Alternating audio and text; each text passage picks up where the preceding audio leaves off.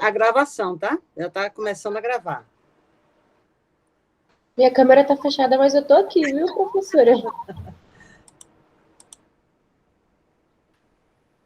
Professora, eu só não vou abrir a câmera porque ainda não é Halloween, tá bom?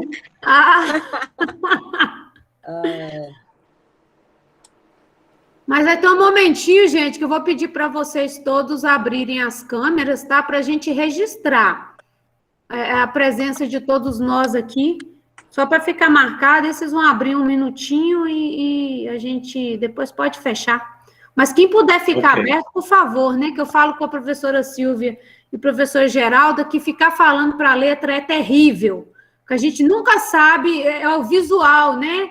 O toque do olhar é que nos diz se o que a gente está dizendo está sendo bem aceito ou não. Então, se puderem ficar aí com a câmera aberta. É síndrome de professor também, tá? Que é professor de aulas online, né? Ele precisa ser visto e precisa ver também. Eu acho que é isso. Bom dia, professora. Bom dia, tudo bem? Tudo. Professora, a Ellen mandou avisar que já ela entra, que ela está no serviço e lá está com o cliente. Já ela vai entrar na reunião, tá bom? Tá ótimo. A gente Obrigada. tá aí. Por nada. Professora, bom dia. Oi, bom dia. Tem aluno dizendo que queria entrar, mas que que você marcou no mesmo horário do estágio. Do estágio 1 aí. Estágio 1 aí. Estágio com quem? Com quem? Deixa eu perguntar lá, peraí. Pergunta por quê. Ô, Alessandra, você olha para mim? Você olha para mim, quem é o professor de estágio para ele liberar os alunos para participarem da palestra? Tá bom. Vou ver lá. Hoje é o professor Leonardo Dias, Administração. Perfeito. Então, dá um pulinho lá na sala dele para mim, por favor, porque a nossa palestra já está agendada tem um tempinho, né? Embora tenha sido divulgação, acho que foi feita na segunda, se não me engano. No Moodle foi feita, acho que na segunda, eu não me lembro. Eu sei que em off, nos grupos, a gente já está divulgando há um tempinho. Aí verifica com ele para os alunos participarem, por favor. Alguém me falou sobre declaração, né, de participação hoje aqui. É possível? É possível, sim, mas o certificado, ele já declara que você participou. Então, não necessariamente não precisaria.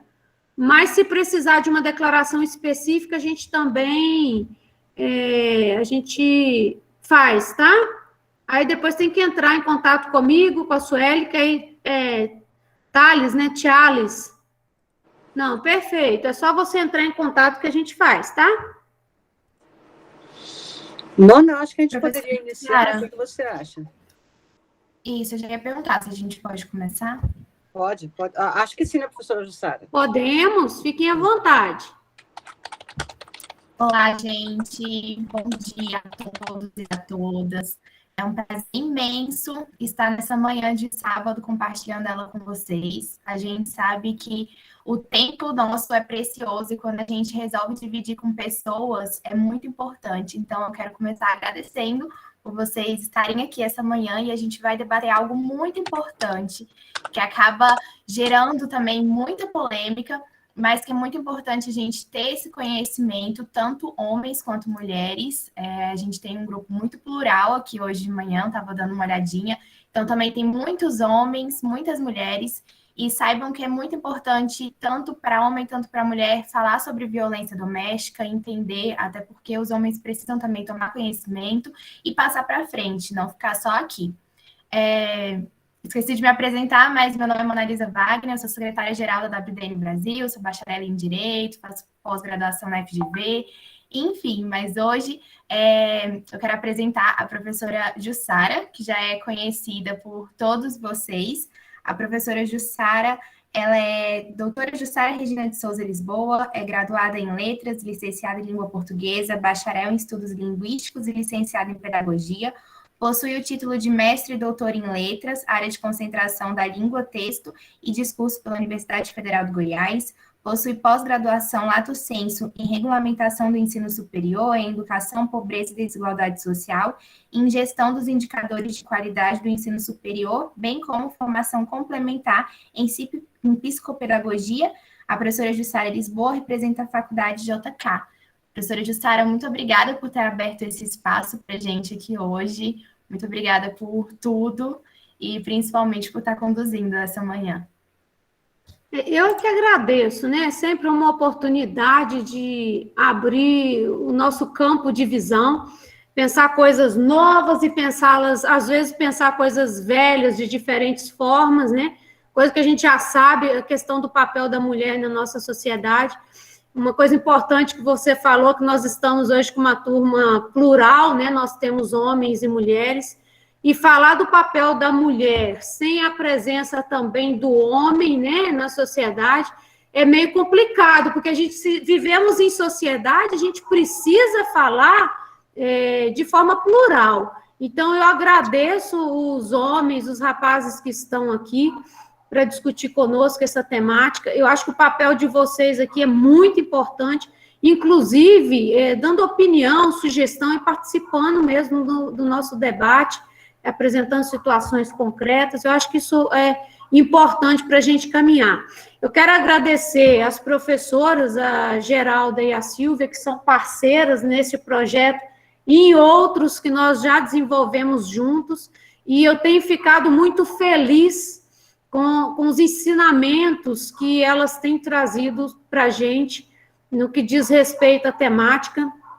E eu tenho certeza, viu, professoras, que nós teremos um encontro de sucesso, porque eu confio na competência de vocês. Eu penso que a UDN Brasil tem feito um papel importante para a sociedade, para os nossos alunos que ainda não conhecem os projetos desenvolvidos, né, pela UDN, as pesquisas que estão sendo feitas. No caso, a professora Geralda vai trazer dados estatísticos para a gente. Eu acho que isso é muito importante, né? Que a gente tem, por um lado, a professora Silvia, que é atuante há muito tempo na causa, a gente tem também a professora Geralda, que é pesquisadora.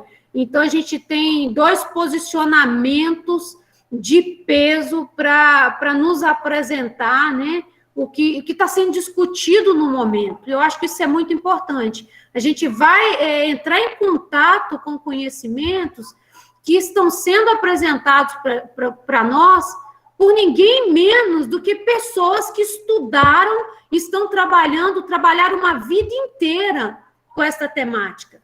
Então, eu vejo, assim, como algo muito produtivo, em qualquer condição, né? Aqui são alunos de graduação do curso de Pedagogia, Sistema de Informação, Administração e Contabilidade. Mas para qualquer ser humano que vive neste meio social em que a mulher está inserida e sofrendo diferentes situações, né, passando por diferentes situações, o que a gente vai falar aqui hoje é importante. Então, já termino a minha fala, né, agradecendo a vocês, professores, e passo a palavra à Manalisa. Muito obrigada. Muito obrigada, professora Jussara. Acho que é importante a gente colocar que quando vocês tiverem qualquer dúvida, qualquer comentário, questionamento, podem ir colocando no chat, que ao final a gente vai abrir um espaço também para a gente dialogar, perguntar para as palestrantes e a gente conversar mesmo. É um tema que eu acredito que a gente absorve quando a gente conversa, quando a gente debate, quando a gente tira as nossas dúvidas. Não saiam aqui hoje com dúvidas, porque é um tema que a gente precisa ter conhecimento no nosso dia a dia. Como eu falei, eu, a Silvia e a Geralda, nós fazemos parte da WDN Brasil. A WDN Brasil é uma ONG sem fins lucrativos. A gente trabalha com empoderamento feminino na vida pública, política e econômica. Então, a gente trabalha com a liderança de mulheres e também o combate de violência. Eu vou apresentar a Silvia. A Silvia é nossa diretora executiva, ela é funcionária pública e ativista da questão dos direitos humanos das mulheres e meninas há mais de 2 décadas, trabalhou com políticas públicas de gênero no Parlamento Brasileiro, assessorando na elaboração de projetos de leis voltados à garantia dos direitos humanos das mulheres. Ela é coordenadora de relações institucionais do Observatório Nacional da Mulher na Política, vinculada à Secretaria da Mulher na Câmara dos Deputados. Ela é ex-secretária nacional de enfrentamento à violência contra a mulher, foi finalista no Prêmio Nacional Vivo em 2019, idealizado pelo Instituto Avon e revista Marie Claire, para homenagear lideranças que atuam na transformação da vida de mulheres e meninas que sofrem com a violência de gênero. É autora do livro A Mulher Candidata, Guia para Disputar Eleições, e de publicações e artigos sobre a mulher e poder político. Membro da REBRA, Rede de Escritoras Brasileiras, e da RAPS, Rede de Ação Políticas pela Sustentabilidade. Ela é membro fundadora da ONG Global WDN Brasil, e ela é diretora executiva da WDN. Eu gostaria de passar a palavra para a Silvia. É um prazer estar aqui com vocês. Eu estou já organizando aqui para a apresentação, mas, primeiramente, agradecer à professora Jussara, sempre muito receptiva, né, às nossas propostas, às nossas reflexões. Muito obrigada, professora Jussara, as professoras que estão assistindo também, a Elielza, e teve uma outra professora, a Alessandra, não é isso? Que está aí, que eu vi que era professora. Então, muito obrigada por vocês estarem com a gente, prestigiando, e isso demonstra a preocupação da JK com essa questão tão importante que é a violência contra a mulher, os direitos humanos das mulheres e das meninas. Então, minha fala é um pouquinho para a gente trabalhar alguns conceitos do que é violência, né? Então, nós chamamos a nossa fala, a minha e da Geralda, como um olhar sobre a violência baseada em gênero, né? Já falou sobre mim, eu não vou falar mais, né? O que é violência contra as mulheres? O que significa? Qual é o conceito de violência contra a mulher? É qualquer ação ou conduta baseada em gênero que cause morte, dano ou sofrimento. Pode ser físico, pode ser sexual ou psicológico. E pode acontecer tanto no âmbito privado quanto público. Isso é um conceito que vem desde lá de trás da Convenção de Belém do Pará, que é uma convenção importante dos direitos humanos das mulheres em termos mundiais. E é o conceito que foi definido lá depois de muita discussão. A gente não pode falar sobre violência contra a mulher no Brasil sem citar Maria da Penha, né? Maria da Penha, acho que todos já sabem um pouco a história dela, que é muito conhecida no Brasil. Maria da Penha, ela sofreu 2 tentativas de assassinato por seu esposo, né, por seu marido. Uma, ele deu tiro nela e ela ficou paraplégica, e na segunda vez ele tentou eletrocutá-la quando ela já estava paraplégica, tomando banho, ele tentou eletrocutá-la. O que aconteceu com isso? Ela tentou muita justiça, mas sozinho, né, a gente não consegue avançar em busca da justiça. Às vezes nós precisamos de ajuda. E ela procurou justiça durante muitos anos, até que um consórcio de ONGs de mulheres se reuniu, consórcio Maria da Penha, né, se reuniu lá atrás, muitos anos atrás, e exigiu nas instâncias internacionais uma reparação para Maria da Penha. E os órgãos internacionais penalizaram o Brasil com uma multa e obrigaram o Brasil a implementar uma lei de enfrentamento à violência contra a mulher, que ficou chamada Lei Maria da Penha, que é aquela lei 11.340. É mais ou menos assim a história dela. Quem quiser saber mais sobre ela, tem o Instituto Maria da Penha, que funciona lá no Ceará, e é muito atuante nessa área também. Ela atua até hoje, Maria da Penha é uma pessoa maravilhosa. Ela atua até hoje, ela é muito positiva, mulher muito positiva, muito para cima, só vive sorrindo, é impressionante. Ela tem uma energia muito boa. Um dia, quem sabe, a gente consegue trazê-la num grande evento, né? Ela é uma pessoa maravilhosa. Então, essa lei, ela indica quais as necessidades, como é que você enfrenta a violência contra a mulher, através de 3 eixos, que é a questão da proteção e assistência a essa mulher, prevenção e educação, que é o eixo que nós estamos trabalhando aqui, prevenção e educação, e o combate e responsabilização. Combate e responsabilização a gente já trata direto com o autor de violência, né? Dois outros eixos é mais com a mulher. Então, quais são as políticas preventivas, né, de enfrentamento à violência contra a mulher? A gente tratar um pouquinho sobre a questão de tentar desconstruir esse mito, né, esse estereótipo de o que é ser homem e o que é ser mulher. Ser homem é ser violento? Ser mulher é ser passiva? Não, não é isso, né? Isso é uma construção. Isso é uma construção de cada um. Não tem nada a ver essa coisa de que o homem tem que ser o provedor. Hoje em dia, nós temos as mulheres e os homens provedores. Não tem nada a ver a mulher ser somente ela a cuidadora, porque hoje em dia somos todos cuidadores e somos todos provedores. Ainda mais numa recessão que nós estamos nesses tempos, né? O casal, os dois, o companheiro e a companheira, tem que lutar pela sobrevivência da família e tem que ajudar nas tarefas domésticas, né? Ações educativas são esses bate-papos que a gente tem nas universidades, a capacitação do agente público. Quem é esse agente público? É o delegado, o agente de polícia, o médico do pronto-socorro lá que atende a mulher vítima de violência. Essas pessoas que são agentes públicos que têm que estar preparados para receber essa mulher em situação de violência ou após a violência, né? Então, esse trabalho de ação educativa. Uma outra coisa são os programas de reeducação do autor de violência. Tem vários trabalhos pelo Brasil, tem no Sul, muito interessante. Nem sempre se consegue, né? Ter essa reabilitação, é muito difícil. Mas é possível, sim. É possível a gente fazer uma pessoa refletir sobre suas ações e mudar, né? É muito triste a gente pensar que nunca vai mudar, né? É muito triste. Pau que nasce torto, morre torto. Peraí, né? Eu acho que as pessoas podem rever as suas atitudes e podem mudar. Não é fácil, não, mas é possível. E a criação e implantação de centros especializados de atendimento à mulher, que é outra coisa que está sendo muito discutida e tem sido feita uma rede. Existe uma rede, né, de apoio a essa mulher em situação de violência. E a gente não fala mulher agredida, tá? Nem fala mulher que foi violentada. A gente fala em situação de violência. Por quê? Porque em situação de violência ela pode sair dessa situação. É por isso que a gente se expressa dessa forma. Não fala agressor, né? Eu até coloquei errado aqui, eu esqueci de corrigir. Autor de violência, porque ele pode, inclusive, mudar essa sua postura, né? E mesmo que ele não mude, que ele não consiga resgatar o relacionamento que ele teve com essa mulher que foi agredida, ele, numa outra construção de outro relacionamento, ele pode vir diferente, né? Porque o que a gente vê é que há uma repetição de atitudes, né? No primeiro relacionamento há uma violência, no segundo tem a violência, no terceiro... Então, assim, a ideia é trabalhar esse homem e essa mulher também para que não aceite a violência. Violência doméstica, né? O que é a violência doméstica? É qualquer ação ou omissão, como a gente tinha falado antes, que cause, dentro do âmbito da unidade doméstica, que cause dor, sofrimento,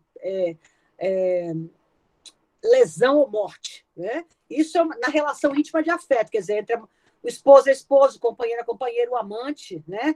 O namorado, o ficante, como os jovens dizem hoje, não sei, qualquer um desses relacionamentos que são íntimos. Violência sexual, nós vamos pegar um conceito da... Obrigada, Celinha, eu vi teu comentário aqui. Nós vimos eu vou tentando responder a vocês à medida que vocês vão falando, tá? Que eu estou lendo aqui os comentários. O que é violência sexual? É qualquer ato ou tentativa de obter ir contra a sexualidade da pessoa por meio da coerção. Quer dizer, eu quero uma reação sexual da pessoa, não porque ela queira, mas porque eu estou obrigando ela a ter essa reação. Isso é uma violência sexual. Tudo que não é, que eu não é não. Se a mulher disse não, é não. Né? Está calado quer dizer não? Ou sim? Está calado quer dizer sim? Não. Está calado quer dizer não. Então, algumas questões dessas a gente tem que refletir da postura corporal, a forma como a mulher se reage, se é sim ou não. Porque, normalmente, nos processos, você diz, ela não disse nada, então eu achei que ela estava aceitando. Se ela não disse nada, considere que é não. Simplesmente assim. É simples assim. No Brasil, o estupro, além do estupro, não é só a conjunção carnal, né? Não é o ato sexual em si. O estupro também é você constranger alguém para obter algum ato sexual de qualquer espécie. Isso também é violência sexual. Recentemente, já não faz muito tempo, foi 2015, o feminicídio foi tipificado como um homicídio qualificado contra a mulher em razão da sua condição de sexo, da sua condição de gênero. Então, antes, qualquer homicídio de mulheres era considerado homicídio só. E existe também homicídio de mulher, que não é feminicídio. Por exemplo, um assalto, né? Que não tem essa conotação de gênero, é um homicídio. Mas muitas mortes de mulheres são por feminicídio, pelaquela condição dela de ser mulher, de ser considerada mais frágil. Então, o feminicídio é um menosprezo ou discriminação, ele tem como mote, né, como objetivo, né, menosprezar a condição da mulher. E é tratado também na questão da desigualdade entre homens e mulheres. É um crime de ódio. É um crime de ódio, realmente, porque ele reflete a desigualdade de poderes, né, entre homens e mulheres. No Brasil, nós temos uma alta incidência de feminicídio. Nós somos o 5º país da América Latina e Caribe em termos de feminicídio, gente. É terrível isso. A América Latina e Caribe é muito alto o feminicídio. Talvez pela cultura machista que nós temos aqui, a gente sabe que é um pouco isso, né? Tem alguns estudos que dizem isso. Nós somos latinos, né? E essa coisa do homem latino, macho, né? Que tem que garantir a sua força, o seu poderio sobre as mulheres, tem muito a ver com essa cultura que nós temos na América Latina de superioridade masculina. Mas isso acontece no mundo todo. Está muito focado aqui na América Latina. No Brasil, o 5º país, nós temos que fazer alguma coisa em relação a isso, né? E sobre o feminicídio, depois eu vou falar um pouquinho, um plano nacional que está sendo lançado pela Presidência da República e pela Secretaria das Mulheres Nacional, né? Para combater o feminicídio no Brasil. É muito interessante. Já falei isso, né? Que o Brasil nós estamos em lugares, 5º lugar. Lembra que em El Salvador, na Colômbia, nós temos na Colômbia, principalmente, nós temos as Farc. Olha só, mesmo comparado com a Colômbia, El Salvador e outros países tão violentos, o Brasil ainda está em 5º lugar, está à frente, né? Está à frente de vários países. Nós estamos muito perto da Colômbia. Colômbia tem Farc, gente. Aqui não tem Farc, não tem esses grupos terroristas, não tem esses grupos, pelo menos assim, como tem naqueles países, né? Em relação às drogas e tudo mais, cartéis de drogas. Então, assim, nós estamos muito perto desses países violentos.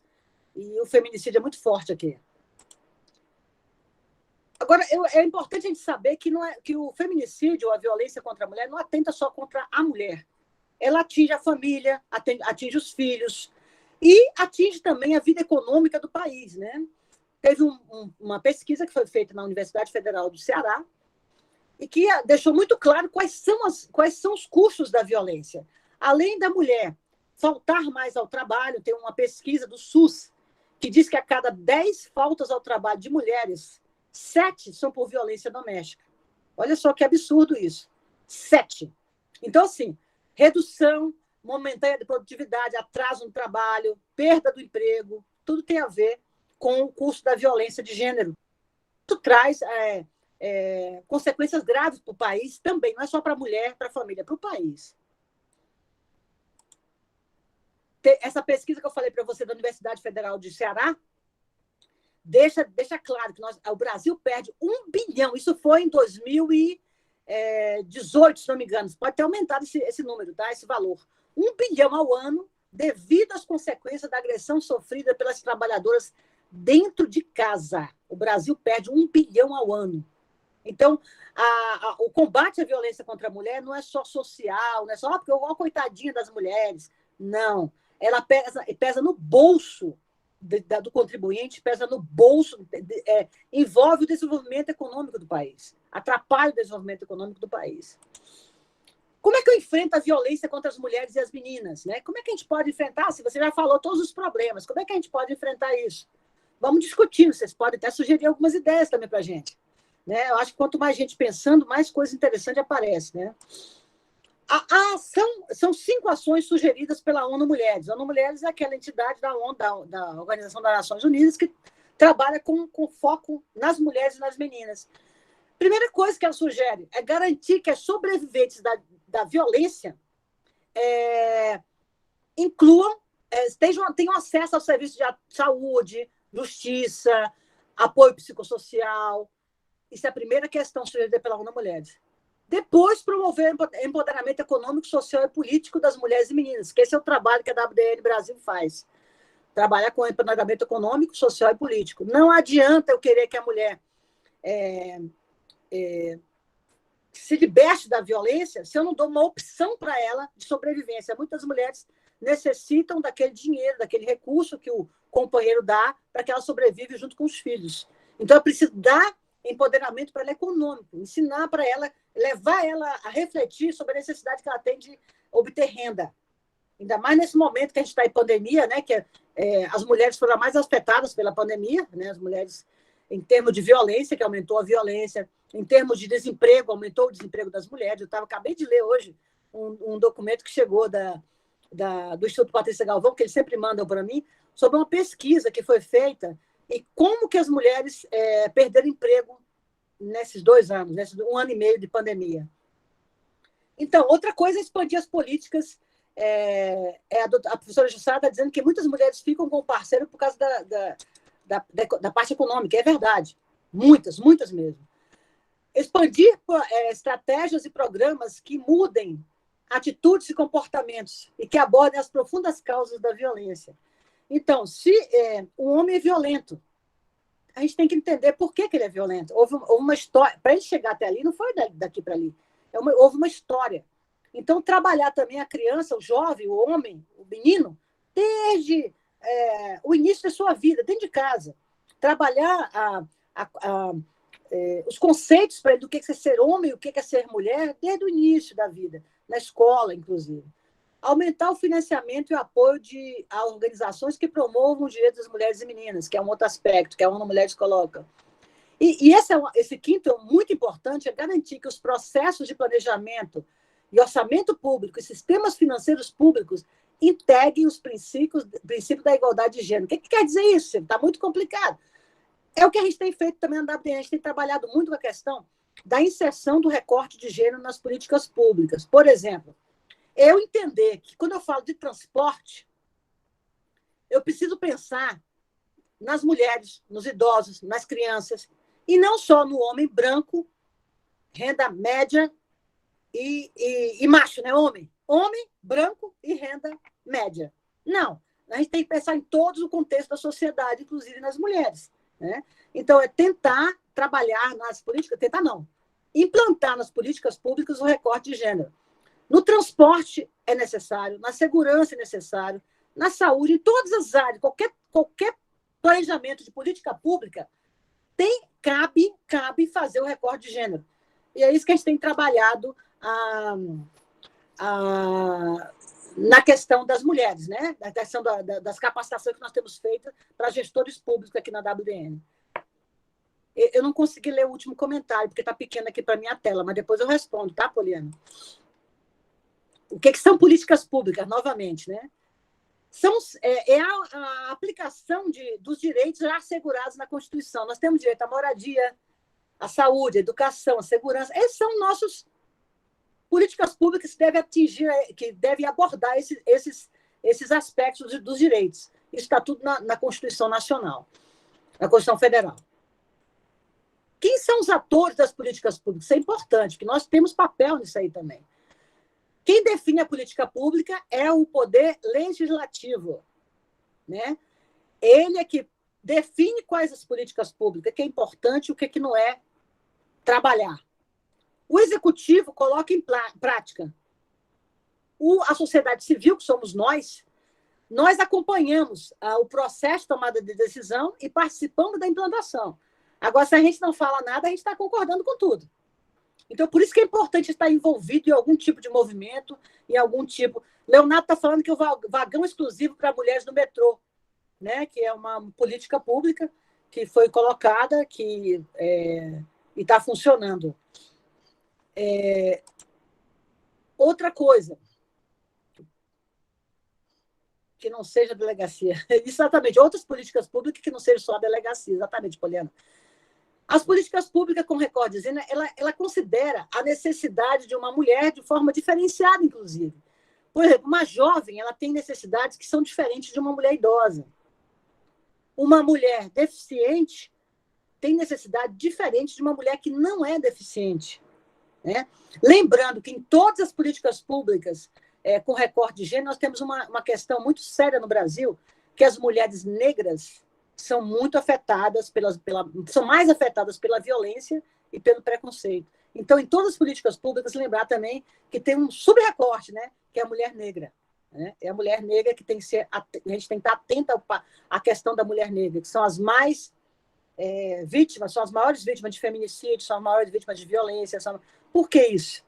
Né? Vamos pensar um pouquinho sobre isso, por que a mulher negra é a mais agredida. Uma hora dessa a gente podia conversar sobre isso, sobre o papel da mulher negra. Né? Eu sou uma mulher negra. Eu sempre coloco como parda, e pardo não existe, né, gente? A gente fala, parda, não existe moreninho. Ou é negro ou é branco. Não existe esse negócio de moreninha. Tá moreninha. Não. Existe, já tem estudos, né? Não estou falando da minha cabeça, não. Então, nós temos um amigo que é doutor nessa área do racismo, né? Ele fala que chamar o outro de moreninho, aquela moreninha, nossa, que moreninha bonita. Não, você está sendo preconceituoso, ela é negra. Né? E a pessoa também tem que se aceitar como negro, né? Eu sempre falei que eu era parda. Ele falou, um dia ele falou para mim, Silvia, você precisa se aceitar como negra, porque você é negra. Isso, Maria Elielza, mulheres indígenas também. Nós temos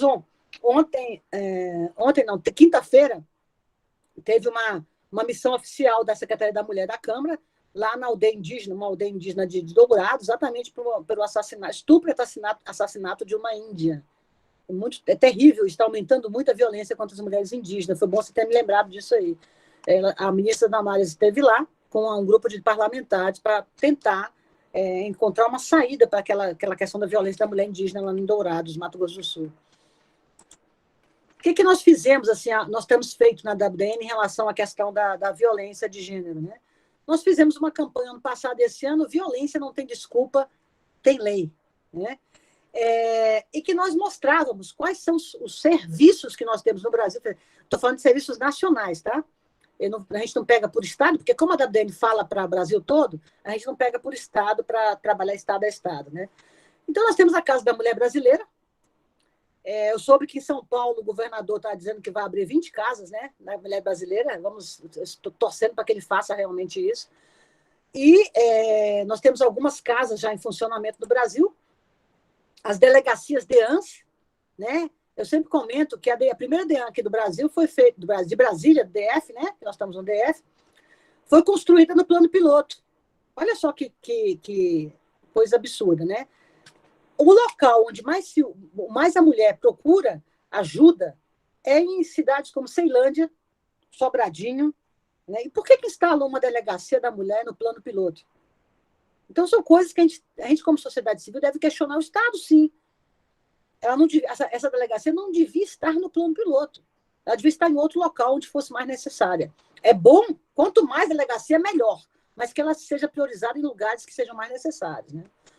Defensorias públicas e defensorias da mulher, especializadas, que existem também. Casa-abrigo. Casa-abrigo a gente não pode... existe em Brasília, a gente não pode divulgar onde fica, que o endereço é sigiloso. Por que é sigiloso? O endereço da casa-abrigo? Porque já houve casos de homens que foram autores de violência e que estiveram na casa-abrigo e mataram a mulher que estava sob proteção na casa-abrigo. Então, não é divulgado, é sigiloso. Centro especializado de atendimento à mulher que existe em Brasília, tá? Existe em Brasília isso. Os juizados, né, os tribunais de justiça, os juizados de violência doméstica familiar contra a mulher e o Ligue 180. O Ligue 180, aqui no Brasília, a gente se usa um pouco o 156, dígito 6, também para registrar a violência contra a mulher. Mas, no geral, no Brasil inteiro, é o Ligue 180, que é onde você busca apoio e orientação. Lembrando que o Ligue 180 não é quando você presencia uma violência, você não deve ligar para o Ligue 180. O Ligue 180 é para orientação e apoio. Você liga para o 190, que é a polícia. Né? A polícia que atende o caso de emergência. Caso de orientação e apoio é o 180. Só para a gente não confundir, porque às vezes a pessoa liga para o 180 achando que vai chegar um camburão da polícia lá. Não vai. 190 é quando você está com situação de violência. A Central de Atendimento à Mulher também atende em vários países, tá? Por que, Silvia, vai atender a outros países? Porque nós temos 4 milhões de brasileiros morando em outros países. A semana retrasada, eu tive uma reunião, tive a sorte de ter uma reunião com a cônsul brasileira lá em Nova York. E ela me deu esses dados. Nós temos 4 milhões de brasileiros. É maior do que... É um país, né? É um país fora do país. Então, nós temos mulheres também em situação de violência, brasileiras em situação de violência em outros países. E existem números de telefone que nós divulgamos nas nossas redes. E foi uma surpresa para nós, eu até falei isso para a cônsul, que foi uma surpresa, o tanto que nossas postagens foram acessadas por mulheres, principalmente, se eu não me engano, dos Estados Unidos, e teve Espanha, se não me engano, que foi muito acessado. Então, para a gente ver como é que as mulheres... nós temos brasileiras sofrendo também em outros países, né? Às vezes elas têm medo porque não tem documento, às vezes não querem denunciar. Então, assim, nós temos esse problema também de mulheres em situação de violência fora. Isso aí é uma coisa que eu queria sugerir para todas as mulheres aqui instalarem no seu celular. Está na loja Google Play. É um aplicativo do Ministério da Mulher e Direitos Humanos, né?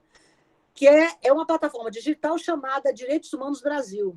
Nessa plataforma, você pode registrar ocorrências de violência contra a mulher e violência de qualquer espécie. Violência contra o idoso, contra a criança, você pode ir lá no Google Play, baixar e, de repente, você vai lá e coloca lá, faz seu registro. Pode ser anônimo, sem problema. Assim como o 180 também pode ser uma denúncia anônima. Tem um projeto que está sendo desenvolvido também na Secretaria da Mulher, que é o Salve uma Mulher. O que é esse Salve uma Mulher? Nós, mulheres, gostamos de arrumar o cabelo, a unha, né? Então, a gente vai no salão e é um espaço que nós, mulheres, sabemos, é um espaço que a gente relaxa. Relaxa e acaba conversando com o cabeleireiro, com a manicure. A gente relaxa mesmo. Está ali arrumando seu pé e tal, você relaxa e começa a falar. Então, esse trabalho do Salve uma Mulher é capacitar esse cabeleireiro, essa manicure, esse dono do salão, para identificar sinais de violência. É um trabalho interessante que está ainda em fase embrionária, mas eu achei bem interessante ele. Exemplos de política pública com recorte de gênero que eu achei interessante colocar, para a gente entender por que em todas as áreas é possível fazer esse trabalho. Transporte, por que no transporte eu posso ter o recorte de gênero? Porque a mulher, está provado, tá? A gente tem pesquisas que dizem que a mulher é a que usa mais transporte público. Por quê? Ela leva o filho na escola, ela busca o filho na escola, ela vai fazer compra, ela vai levar o pai e a mãe numa consulta, leva o filho na consulta e volta. O homem vai e volta do trabalho uma vez por dia, que é uma coisa mais constante. Mas a mulher, ela usa mais o transporte, porque ela circula mais no âmbito da cidade. Creche pública, a gente tem um déficit muito grande no Brasil de creche pública. A Eliel está falando também da mulher homossexual e tudo mais, né? Tudo isso a gente tem que pensar nas políticas públicas, sim, viu, Eliel? Você tem razão.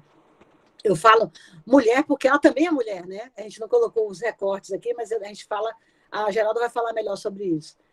Alimentação na escola, por quê?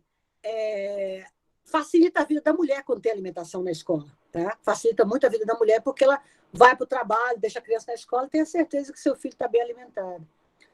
Unidade de saúde pública perto das residências, né? Perto dos complexos habitacionais, para facilitar a mulher, que normalmente ela é responsável pelos cuidados de familiares, né? Crianças e idosos. Então, várias leis trabalham nessa abordagem da violência contra a mulher.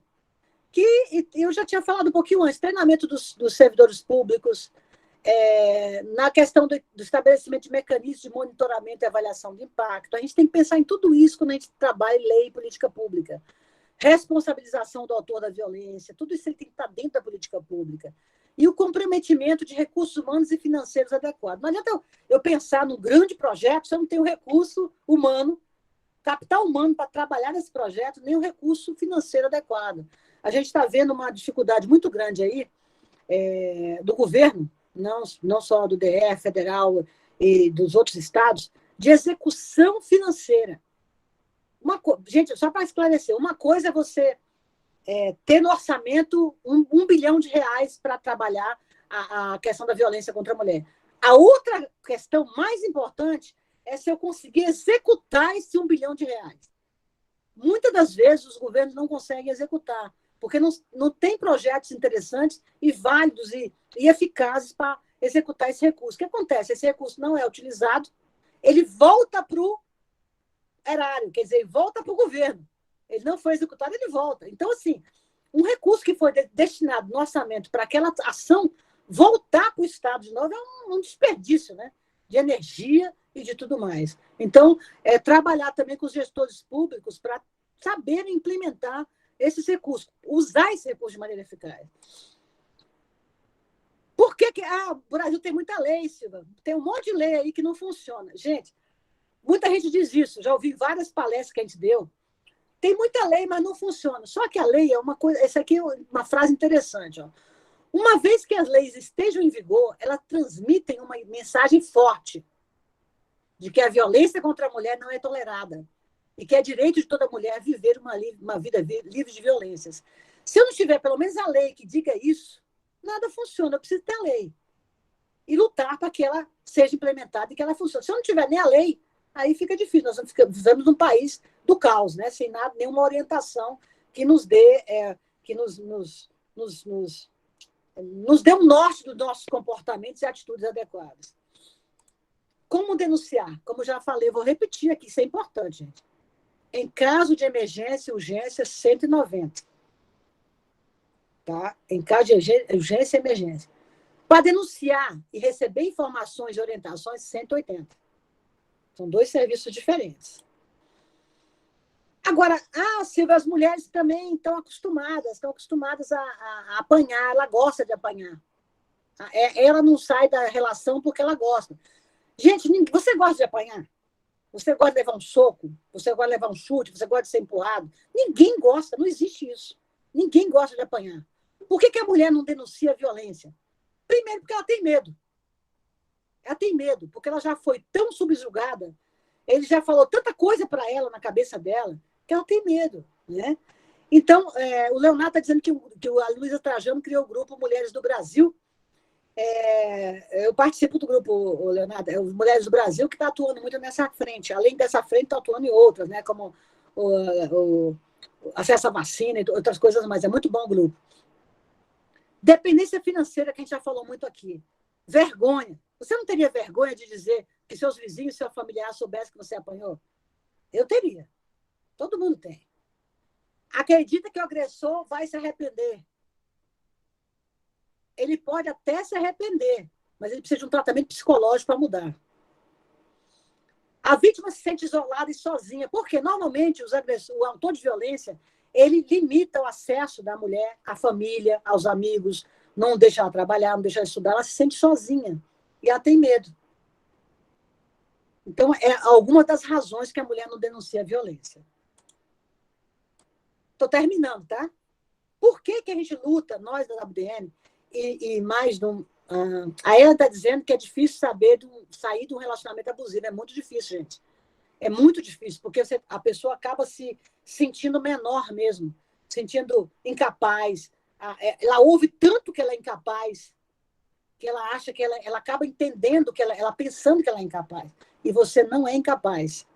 Eu sei que tem mulheres aqui que já sofreram violência. Eu tenho certeza que tem, porque em todos os grupos que a gente fala tem. Você não é incapaz, você pode sair sim desse ciclo. Professora, tem casos que eu já vivi também, que o homem fala assim, mas nenhum mais vai te querer porque você não é mais virgem, porque você já tem filho. E aí a mulher confia naquilo e tem medo de ficar sozinha. E acaba que vai aceitando muita coisa. É verdade. Eu não consegui ver teu nome, que apareceu uma palavra na frente. Rosa. Rosa, é verdade, Rosa. Então, assim, a sensação que a mulher tem é que ela não é capaz de fazer mais nada, que ela não é capaz de nada. Gente, quando é que nós vamos mudar essa realidade, né? Nós temos que... A Jussara está falando só que é mal acompanhada. Realmente, Jussara.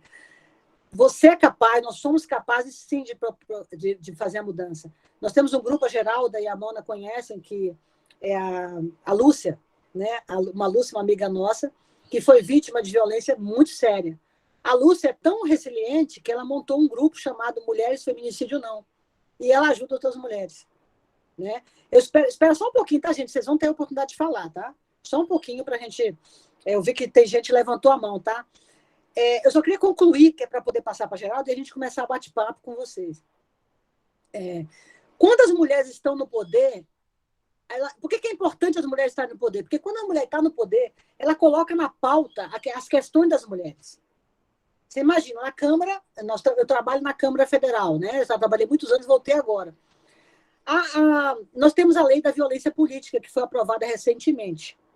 Essa lei da violência política, eu tenho a honra de ter escrito, a primeira proposição foi eu que escrevi para essa lei.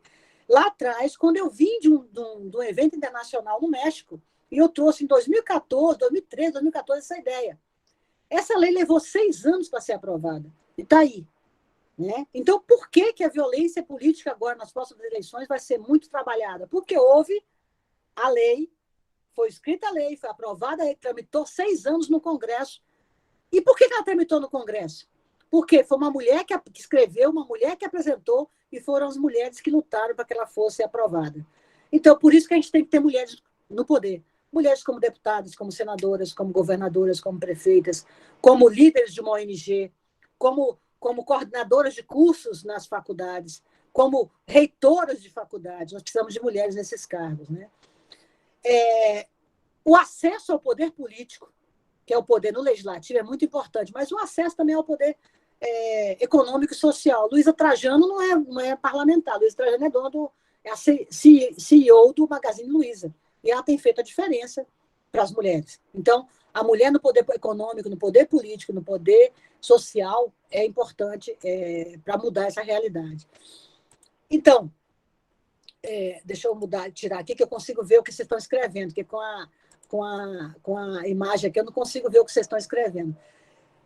Nós estamos pedindo para vocês esperarem só a Geralda falar, para que a gente poder começar um bate-papo, tá? Eu não consegui ver todos os comentários, mas eu vou, enquanto a Geralda vai falando, eu vou circulando nos comentários para a gente responder, tá? A Poliana está dizendo que os parentes dela diziam que quem mandou você escolher errado? Gente, ninguém tem na testa escrito eu sou do bem, eu sou do mal. Não existe isso. Não se sinta culpada, Rosa. Não se sinta culpada, Poliana. Não se sinta culpada, porque tem alguém com o microfone ligado. Eu peço para desligar, tá? Tem alguém com o microfone ligado. Então, assim, nós todos temos direito a uma vida livre de violência, independente das nossas escolhas. A gente, às vezes, nós escolhemos errado. Quem é que não fez alguma escolha errada? Me diz aí. Quem é que não fez alguma escolha errada? Agora, porque você fez uma escolha errada, você vai apanhar? Não. A gente tem que levantar e dar a volta por cima e escolher fazer uma outra opção de vida. Né? A Geralda, depois que a Mona apresentar a Geralda, ela vai falar um pouco sobre uma pesquisa sobre representações sociais da mulher. E vocês vão entender melhor tudo que a gente falou até aqui. Eu queria passar a palavra para a Mona. A Geralda vai ter uns minutos, depois nós vamos conversar. Direito a falar. Por favor, Mona. Isso, Silvia. Muito obrigada pelas suas explicações. É sempre um prazer imenso de escutar. Agradecer também todo mundo que está comentando no chat. A gente sabe que todo mundo quer um momento para falar, até porque esse é um tema que mexe muito com a gente. Eu tenho certeza que várias mulheres já passaram por isso aqui, ou todo mundo conhece alguém que já passou por isso. E a Silvia colocou para a gente uma série de políticas públicas, de números, de recursos que as mulheres podem ir atrás.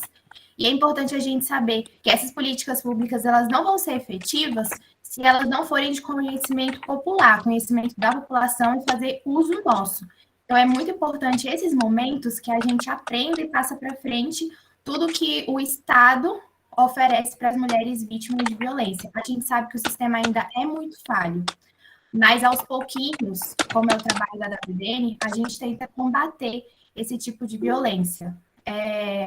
Não lembro, acho que foi uma professora até da JK que colocou, também citou as mulheres homossexuais, as leis de violência doméstica, leis de feminicídio, elas não dizem a respeito de orientação sexual.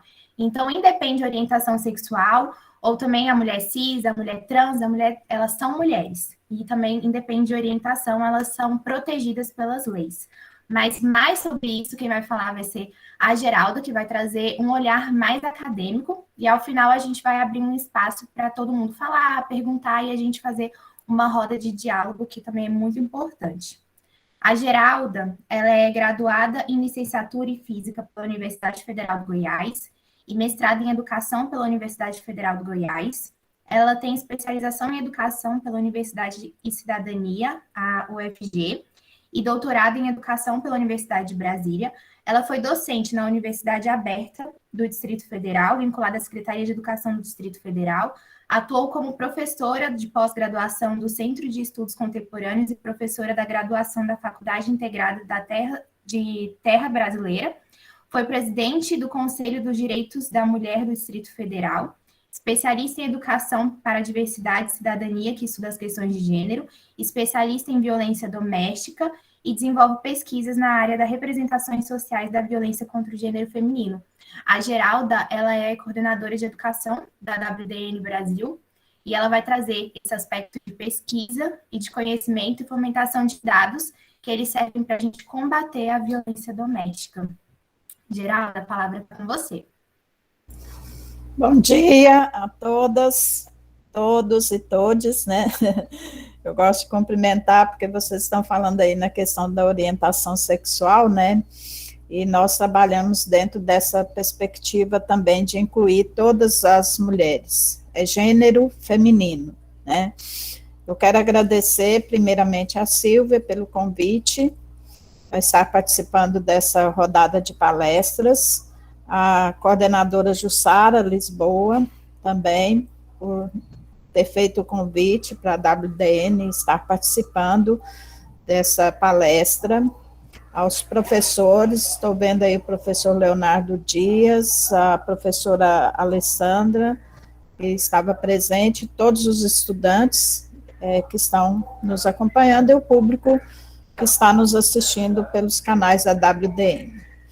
Então, como a Mona comentou, eu tenho uma formação bastante diversificada, né? Eu venho da área de exatas e a minha militância na questão dos direitos da mulher começa desde que a gente se entende, né, por gente, por mulher que tem direitos. Desde a universidade eu já tinha uma discussão muito forte sobre a questão dos direitos da mulher, principalmente de estar fazendo um curso que é considerado um curso masculino, né, que é o curso de física. A gente sofre violência de gênero dentro da universidade, porque os professores falavam para nós, mulheres, que ali não era lugar para nós. Nosso lugar era no tanque e no fogão. Às vezes falava com um tom de brincadeira, mas era a forma que eles tinham de expressar o machismo em relação a nós, mulheres, que estávamos ali fazendo aquele curso. Então, assim, desde essa época eu comecei a atuar a minha militância defendendo os direitos da mulher, principalmente que nós, mulheres, podemos estar onde nós quisermos. E nós estamos desenvolvendo esse trabalho da questão da violência. Eu fui presidente do Conselho dos Direitos da Mulher de 2018 a 2019, né? Em 2018, eu resolvi desenvolver essa pesquisa que foi muito discutida com as conselheiras, foi apresentado várias vezes, fizemos uma discussão, e eu desenvolvi a pesquisa e agora fiz um curso de especialização em violência doméstica pela IADAIM, aqui do DF, que tive mais duas colegas do curso que me ajudaram a elaborar o artigo. Então, a pesquisa foi desenvolvida por mim, mas tem essas duas colegas e eu fiquei de repassar esse artigo para a Jussara. Eu vou me lembrar, Jussara, porque tem que dar o crédito também às companheiras que estavam junto na elaboração do artigo. Se você puder começar a passar, Mona, eu vou ser bem breve na apresentação, porque eu sei que as pessoas querem falar. Nós temos que dar esse espaço de fala, né, principalmente para as mulheres que a gente sabe que sofrem ou já sofreram violência doméstica. E aí, quando eu entro na área das representações sociais, porque eu fiz o meu doutorado na UNB, falando sobre as representações sociais do ensinar e do aprender física. E depois eu passei a trabalhar com a questão da violência. Então, o título dessa pesquisa é Representações Sociais da Violência contra o Gênero Feminino. Pode passar. O objetivo geral foi analisar as representações sociais da violência contra o gênero feminino por meio do teste de evocação, que é a forma como nós fazemos a pesquisa, que depois eu vou explicar na metodologia. Os objetivos específicos: identificar as representações sociais da violência contra o gênero feminino e seu provável núcleo. Verificar se as representações sociais sobre a violência contra o gênero feminino, relacionada às formas de vestir, de maquiar, são fortes ou fracas na nossa sociedade. Analisar se as representações sociais sobre a violência contra o gênero feminino, que responsabilizam as vítimas pela violência, são fortes ou fracas na nossa sociedade.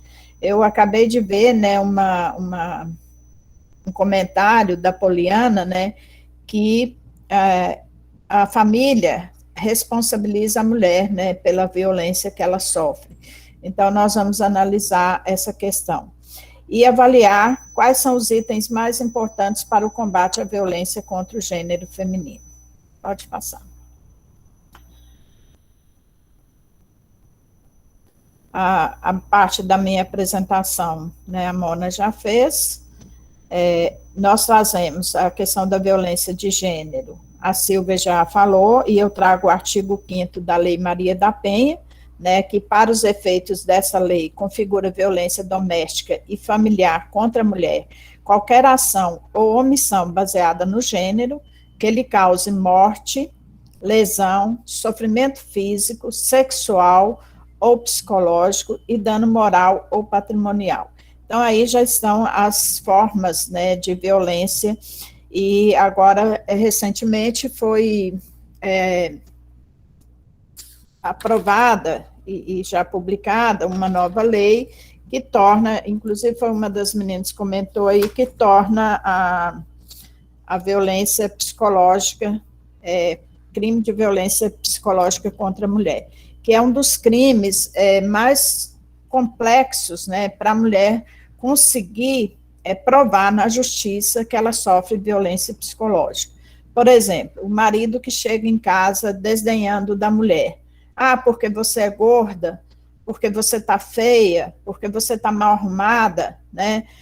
Começa a colocar defeitos na companheira, e às vezes a pessoa não tem condição de provar, é mais complexo. E aí já foi criada essa lei justamente para ajudar nessa tipificação de violência contra a mulher. Pode passar, por favor.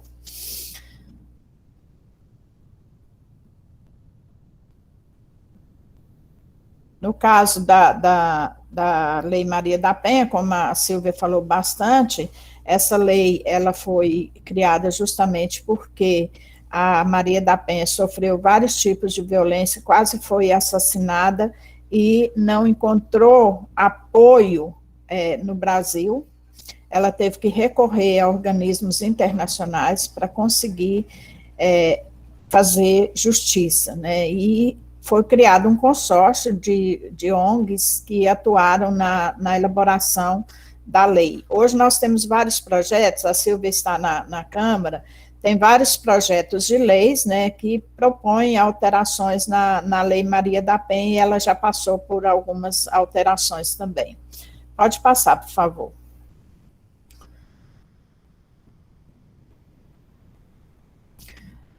Eu trabalho dentro da perspectiva da teoria das representações sociais, que é uma teoria que foi elaborada por Moscovici, que é um francês, desde a data de 1960, né, e ele considera que a representação social é uma modalidade de conhecimento particular que tem por função a elaboração de comportamentos e a comunicação entre os indivíduos. Ou seja, a representação social é o conhecimento do cotidiano, é o conhecimento que nós temos sobre algum objeto. Por exemplo, no nosso caso, o estudo das representações sociais na perspectiva da violência de gênero consiste na análise dos processos pelos quais os indivíduos, em interação social, constroem teorias sobre os objetos sociais, que no nosso caso é a violência contra o gênero feminino, que tornam viável a comunicação e organização dos comportamentos a respeito desse objeto.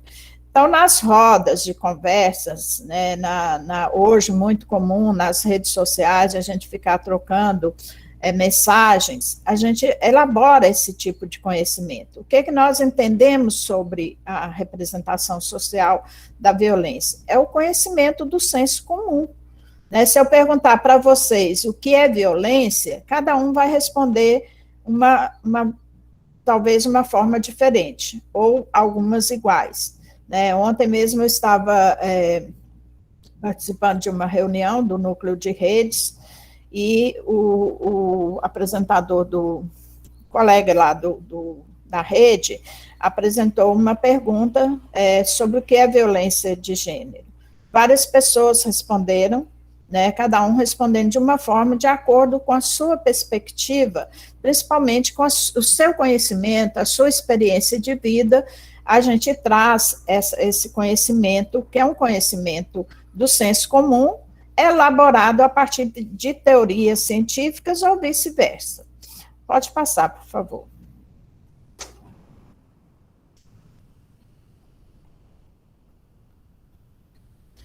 Dentro dessa perspectiva, né, nós elaboramos a pesquisa. Essa pesquisa, ela tem a teoria, na verdade, ela tem uma metodologia própria, que é muito estudada, né, no mundo inteiro. Nós trabalhamos em várias frentes, né, sobre a questão da aprendizagem, sobre a questão da violência, várias perspectivas dentro dessa teoria. Nós usamos o teste de associação livre de palavras, né, que a gente faz uma pergunta do tipo: o que vem à sua mente quando você pensa na violência de gênero? E aí, por meio de 2 softwares, a gente faz a análise. Um é o Iramutec, que faz a análise de similitude, baseada na concorrência das evocações, são as palavras mais evocadas, mais faladas, né? E ele dá um gráfico também, e o outro é o Alceste, que faz a análise textual das palavras mais evocadas. Então, o Alceste, ele é um software pago, né? Nós vamos trabalhar agora na Câmara com essa pesquisa dentro da violência política de gênero, como a Silvia falou, e a gente tem pessoas que fazem esse tipo de análise usando esse software. Pode passar, por favor. Os resultados da pesquisa, eu não trago todos aqui, somente os mais importantes, né?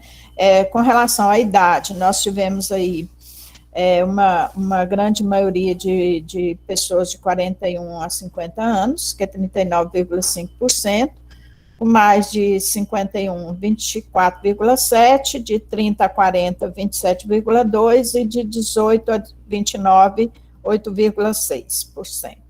Pode passar.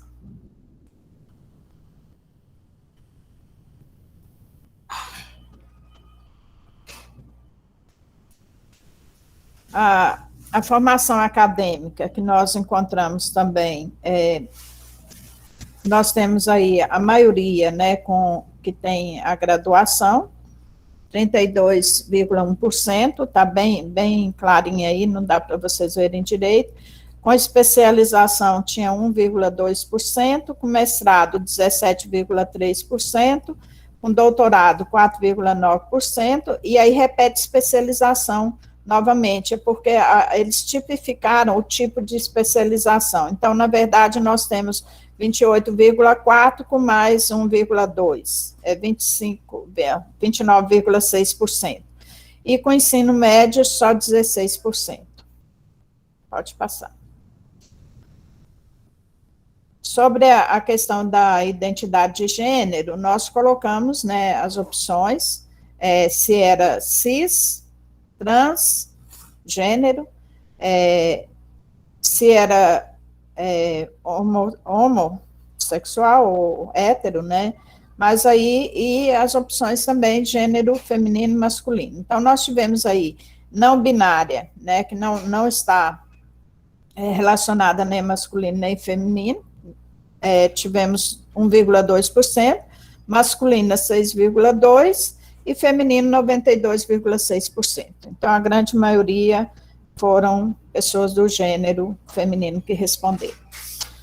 Eu perguntei também, pode passar, Mona, o que você considera mais importante para o combate à violência contra o gênero feminino? Aí nós encontramos educação em geral, 86,4%, que é a educação que é na família, na sociedade, nas escolas, não é só a educação escolar. Mais segurança, 28,4%. Mais leis contra a violência de gênero, 43,2%. Tipificação de feminicídio, 32,5%. Mais tempo de reclusão dos agressores, 39,5%, e medidas socioeducativas para os agressores, 48,1%.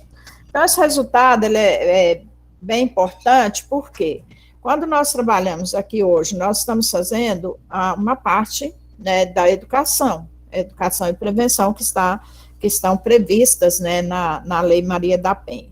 Então, nessa perspectiva, nós devemos trabalhar com os estudantes.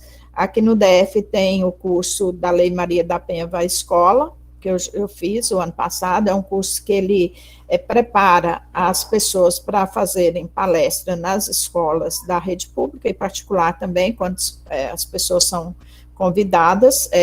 Ele é oferecido pelo TJ, DFT, pelo Núcleo da Mulher, pela EAP, que é a Escola de Formação de Professores, né, da Secretaria de Educação, e várias universidades e organismos que são parceiros nesse curso. A questão da segurança, né, a gente pensa, temos que ter mais policiais, temos que ter mais segurança e tal. Não é o fator mais importante, né, mais leis contra a violência de gênero, tá, um fator bem importante, né, chega a quase 50%, e a tipificação de feminicídio, porque muitos casos não são tipificados como feminicídio. Por exemplo, a questão do assassinato de mulheres trans e de travestis, que essa semana mesmo teve um caso aqui no Distrito Federal do assassinato de uma travesti, que não entra como feminicídio. Por quê? Porque eles consideram que é gênero masculino, conforme, mesmo nós já temos aqui no Distrito Federal a obrigatoriedade do nome social em todas as instituições, federal também, mas mesmo assim, quando há o assassinato de uma mulher travesti, eles colocam como o nome masculino, e não tipifica como feminicídio, né? Mais tempo de reclusão dos agressores, também é um fator, né, que tem essa discussão, projeto de leis para aumentar o tempo de reclusão. E medidas socioeducativas que eu achei interessante, que é 48,1%, que é o que nós estamos propondo também, de trabalhar com os agressores, né, no caso, já temos esse trabalho aqui no Distrito Federal, que é feito pelo NAFAVD, né, que é o Núcleo de Atendimento às Famílias, mas mesmo assim, a gente ainda tem muitos casos, né, de violência doméstica e de feminicídio, e que aumentaram durante a pandemia. É importante a gente ressaltar que, nesse período, os agressores estão convivendo mais tempo com as mulheres, né, com as esposas, com as companheiras, e, inclusive, né, a violência entre familiares também, entre irmão e irmã, às vezes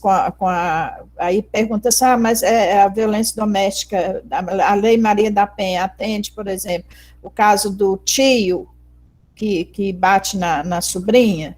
Sim, se tem essa convivência.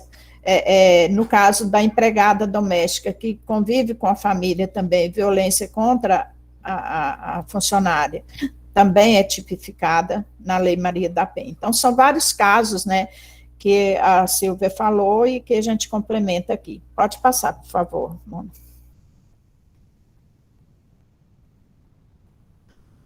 Esse aí é o gráfico do dendrograma das representações sociais da violência de gênero. Quando as pessoas respondem à pergunta, né, que eu fiz, o que vem à sua mente quando você pensa na violência contra o gênero feminino, aí aparecem as categorias. E essas categorias foram nomeadas por mim, de acordo com a literatura, né? Então, na classe 1, pode passar o próximo, Mona, que eu separei as classes para vocês verem melhor. Porque, como é colorido, fica mais fácil vocês visualizarem um por um.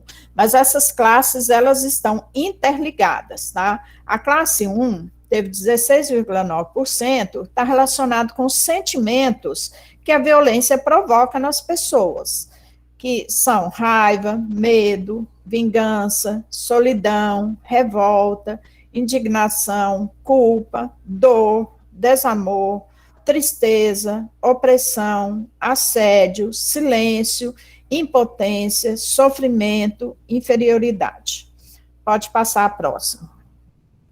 A segunda classe, ela está interligada com as demais, mas ela está lá mais para o final, ela representa 18,5%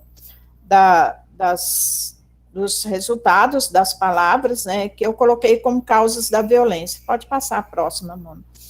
Dentre as causas da violência, nós temos o machismo, o patriarcado, a impunidade, a desigualdade, o sexismo, a homofobia, a tristeza, o silêncio, a impotência, a injustiça social, misoginia, luta, invisibilidade, ciúme, autonomia, abuso, dor, mulher e lei. Aí vocês vão perceber que aparecem também outras palavras, né, que estão relacionadas também com a classe anterior, porque as classes, elas são interligadas.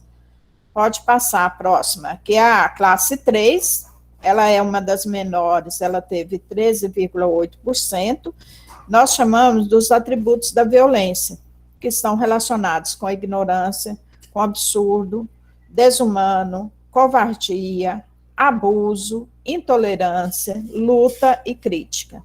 Pode passar, por favor.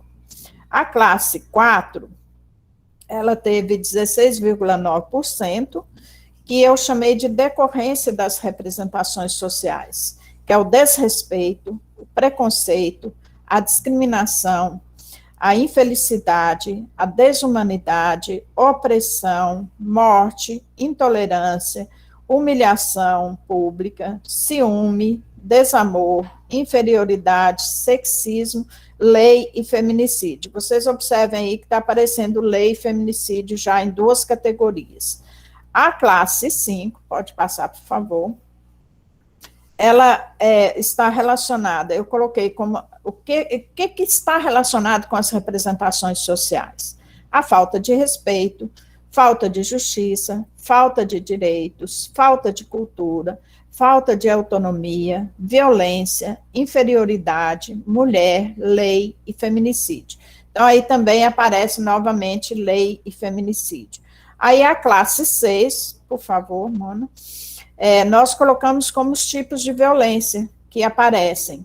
Ela apareceu com 15,4%, né, que os tipos de violência física, o estupro, né, sexual, agressão, a dependência, o assédio, o sofrimento, a violência, a morte, a humilhação, xingamento, misoginia, invisibilidade, homofobia e discriminação. Então, vocês notem que algumas palavras, elas são mais repetidas, né, mas como aí na classe 2, que aparece com 18,5%, e a classe 6 também, são as mais evocadas. Então, as palavras mais evocadas aí, machismo, patriarcado, nós podemos considerar como o núcleo das representações sociais, ou seja, a violência está relacionada ao machismo e à sociedade patriarcal. De onde advém esse machismo? Como a Silvia comentou, advém da nossa cultura. Né? Nós temos uma cultura que o homem se considera o dono da mulher. A mulher é o objeto.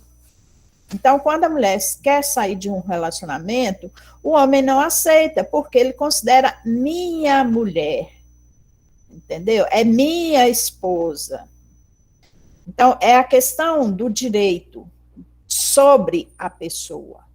E aí, a não aceitação da separação, que a mulher tenha outro relacionamento, é justamente porque a questão do direito.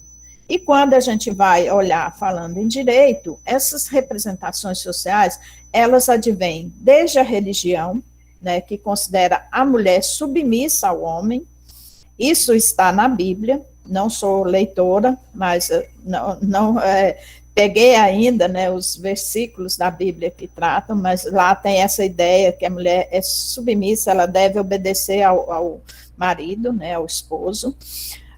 Vem da legislação também, foi necessário modificar o Código Penal brasileiro para fazer a tipificação de feminicídio também, porque na legislação o homem tinha direitos sobre a mulher. Eu não vou adentrar muito, porque é uma parte bem extensa que traz a questão da legislação, como ela vai mudando para chegar à legislação que nós temos hoje, principalmente a lei do feminicídio, que ela altera o Código Penal de 1940.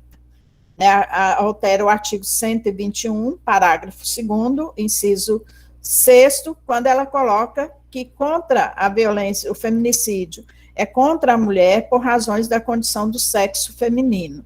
Aqui nem era para estar a palavra sexo, essa lei é de 2015. A gente já vinha relacionando a violência com gênero, mas vocês sabem que tem uma dificuldade de falar em gênero, né? Hoje, com essa sociedade machista, tradicional, que menospreza a palavra gênero.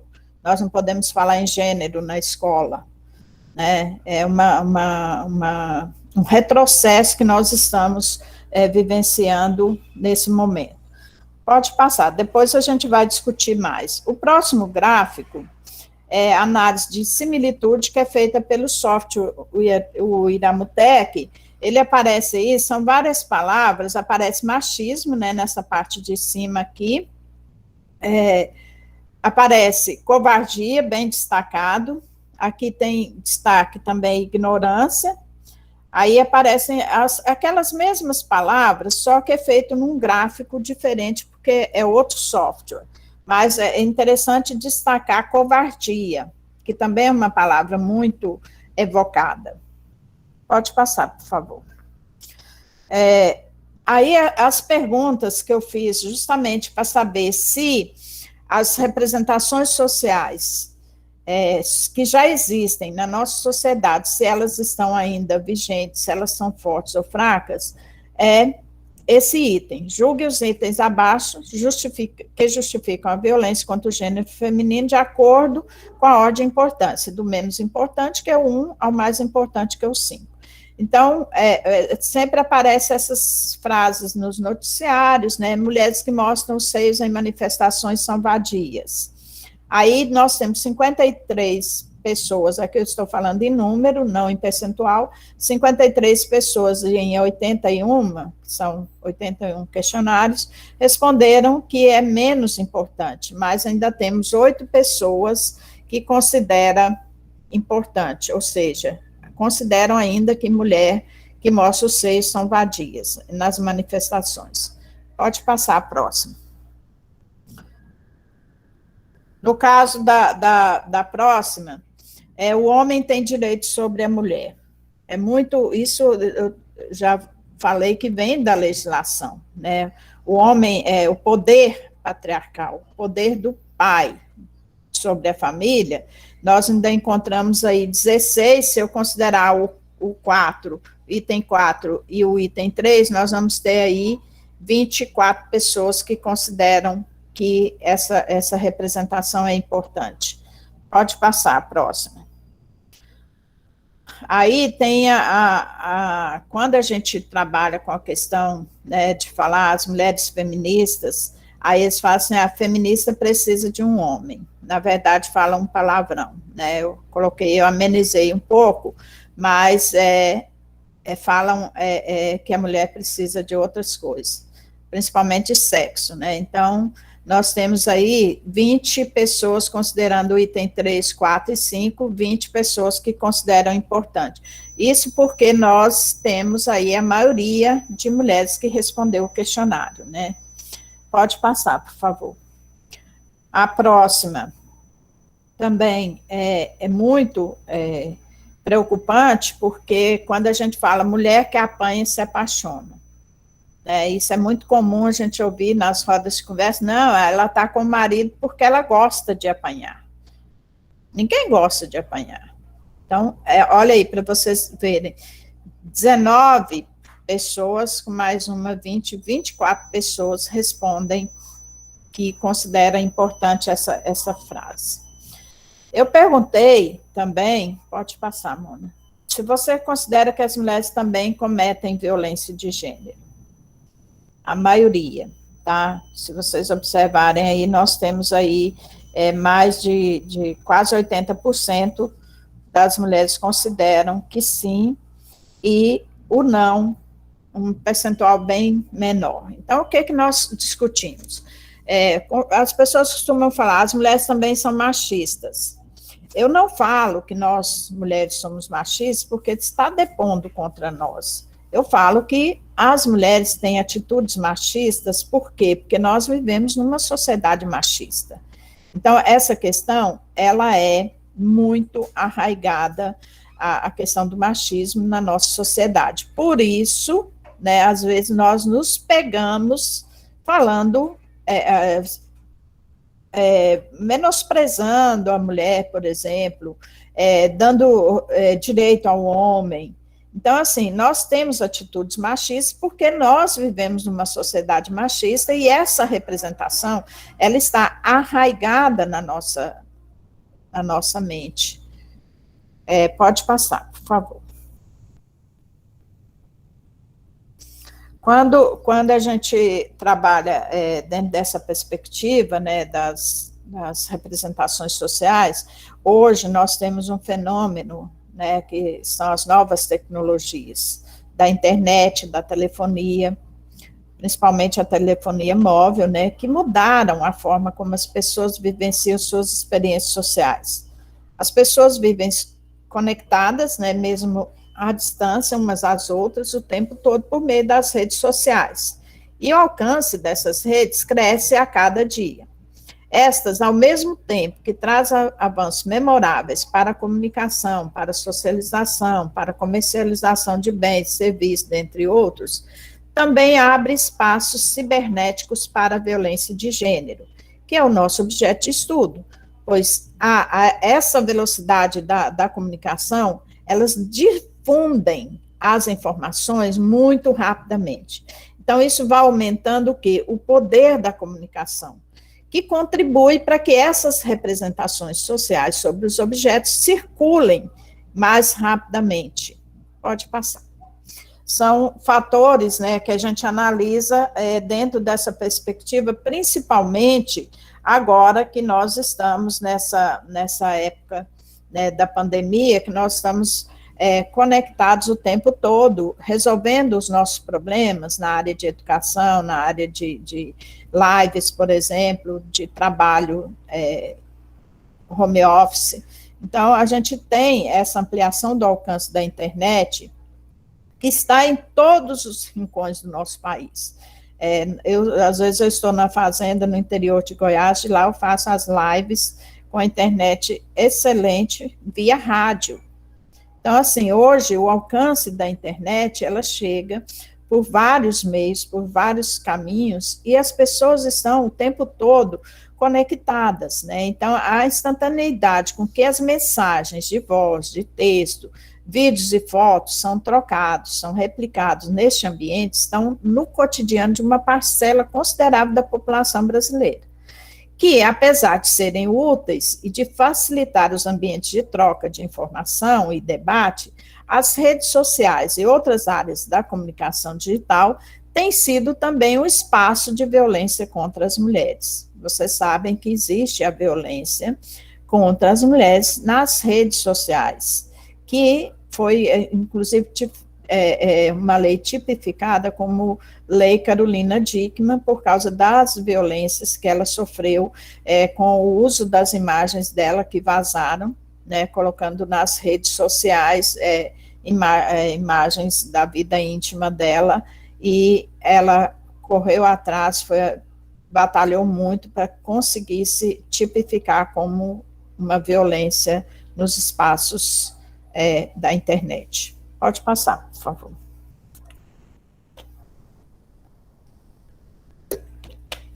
Então, quando nós consideramos, né, as representações sociais, nós podemos inferir, a partir da análise dos dados, que as representações sociais da violência contra o gênero feminino estão bastante difusas na nossa sociedade. Pois, ao mesmo tempo que temos novas palavras, como o caso do feminicídio, que o feminicídio começou a ser debatido há mais tempo, mas a lei é de 2015, né? Ele aparece nas classes 2, 4 e 5, como também a palavra lei. É uma palavra antiga, mas ela não aparece especificando Lei Maria da Penha. Mas nós podemos deduzir, né, que essa lei que eles citam talvez seja a Lei Maria da Penha. Mas quando a gente faz pesquisas, né, eu já li algumas pesquisas sobre a questão da Lei Maria da Penha, se as pessoas conhecem, muitas mulheres não conhecem. Agora, os homens conhecem bem. Quando fala assim, olha, não agride a sua esposa, sua namorada, que você pode ser enquadrado pela Lei Maria da Penha, aí eles falam assim, mas não existe a Lei José da Penha, né? Eu gosto sempre de citar isso, porque eu já ouvi comentários em palestras minhas, né, inclusive presencial, que a pessoa me perguntou, mas não existe a Lei José da Penha? Falei, não. Primeiro, que existe, claro, violência da mulher contra o homem, mas isso não é tipificado na Lei Maria da Penha. A Lei Maria da Penha é específica para a violência contra o gênero feminino. Então, assim, se existe uma violência da mulher contra o homem, tem que ser por outros meios, né? Pode ser denunciado? Sim, pode ser denunciado. A mulher também pode ter que se afastar do marido porque ela bate. Existem casos, mas são raros. São poucas mulheres, né, que batem nos homens. A maioria, a grande maioria, é violência contra o gênero feminino. Né? E aí, quando eu falo gênero feminino, estou falando contra as mulheres LBTs, que são as lésbicas, as bissexuais, as transexuais e as travestis. Mesmo que não esteja tipificado ainda, né, na questão do caso de feminicídio que eu citei, que não aparece, essa é uma discussão que vem sendo feita por vários juízes, de tipificar o feminicídio contra mulheres trans e travestis também. Essa é uma discussão que vem avançando e já tem alguns casos que foram considerados, porque para nós é muito triste, por quê? Porque elas estão ali na condição de mulher, né? Elas assumem a condição do gênero feminino. Então, essas são as minhas considerações sobre a pesquisa. Estou agora à disposição de vocês para responder as perguntas. Eu anotei algumas observações que depois que vocês falarem, a gente pode voltar para falar mais sobre isso. Professora Obrigada. Silvia e professora Geralda, eu vou propor aqui uma dinâmica. Eu vou pedir para que aqueles que tenham dúvidas levante a mão, e aí, enquanto a professora Geralda e a professora Silvia fazem um encerramento deste momento da gravação, porque, como a gente vai discutir, a gente pode ter muito depoimento pessoal. Então, havendo depoimento pessoal, a gente não publica, porque a UDN, ela transmite essa nossa apresentação no canal dela no YouTube. Então, aí eu vou pedir às professoras e a Mona Lisa para fazer esse encerramento só da gravação, e aí a gente fica para tirar essas dúvidas e para a questão destes depoimentos, né, dessa participação, se as professoras concordarem.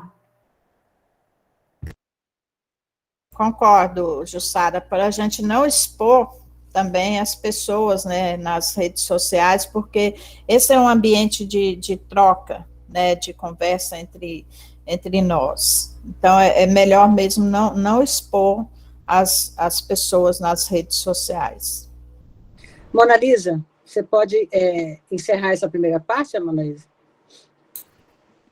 Oi, Silvia, claro. Então, para a gente encerrar a nossa gravação, eu queria agradecer a presença de todos, a presença da professora Jussara, e principalmente a oportunidade de ter falado essa manhã com a turma do JK.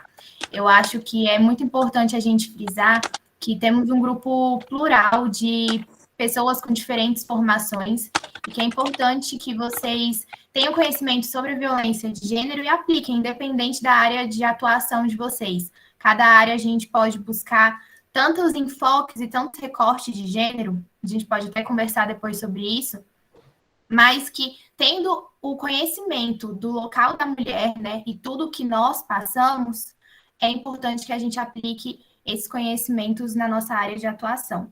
Então, eu queria agradecer a presença de todas, agradecer as colocações da professora Geralda, da professora Silvia e também da professora Jussara, agradecer a todos que estão presentes. A gente vai continuar conversando, mas quem quiser dar uma olhadinha e depois rever essas palestras, elas vão estar disponíveis no nosso canal do YouTube e também nas nossas redes sociais. Muito obrigada, gente.